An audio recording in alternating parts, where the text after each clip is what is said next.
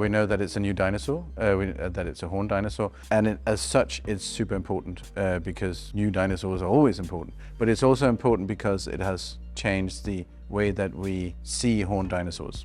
We know now that a lot of dinosaurs from the same species, or not same species, but sort of similar dinosaurs could live together without outcompeting each other. So that's quite new. Yeah, you heard that right. A new dinosaur just dropped. And by new, I mean a dinosaur that lived in what's now North America a short 78 million years ago. It's a horned plant-eating ancestor of the Triceratops, and they're calling it the Lokiceratops. Yes, the Lokiceratops. And no, it's not in honor of Marvel's god of mischief. If they wanted to name the thing after the right Tom Hiddleston project, they'd be calling it the Night Managersaurus, which by the way is actually coming back for another season. But anyway, this paleontologist with the University of Utah who co-led the study of this creature explains the name of this Lokiceratops rangiformis species comes from two sources of inspiration. It's named after the Norse god Loki. In addition, we've named it after caribou.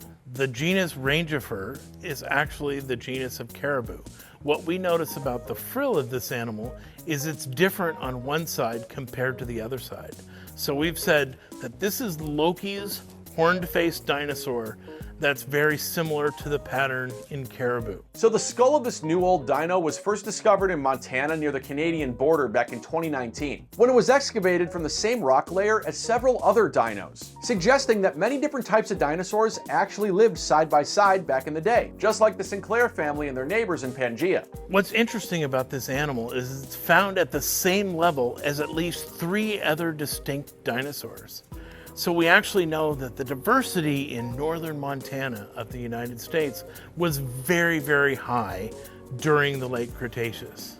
So we're starting to learn about the relationships within the family of ceratopsians from this specimen. Experts think Lokiceratops measured around 20 feet in length and weighed around 11,000 pounds. And after pieces of its fossilized skull were discovered, they had to work quite carefully to reconstruct the thing, as, you know, guys like these are kind of hard to come by these days. This guy's the director of the Museum of Evolution in Denmark. It's a very intact skull when you put it all together. But it was a gigantic job to put the little pieces in. Okay, this goes here, this goes here, there.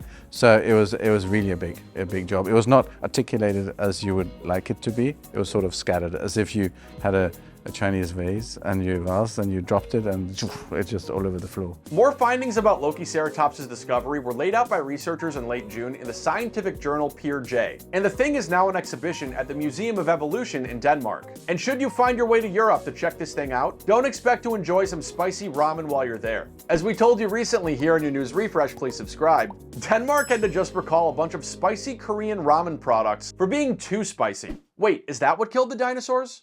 Probably not.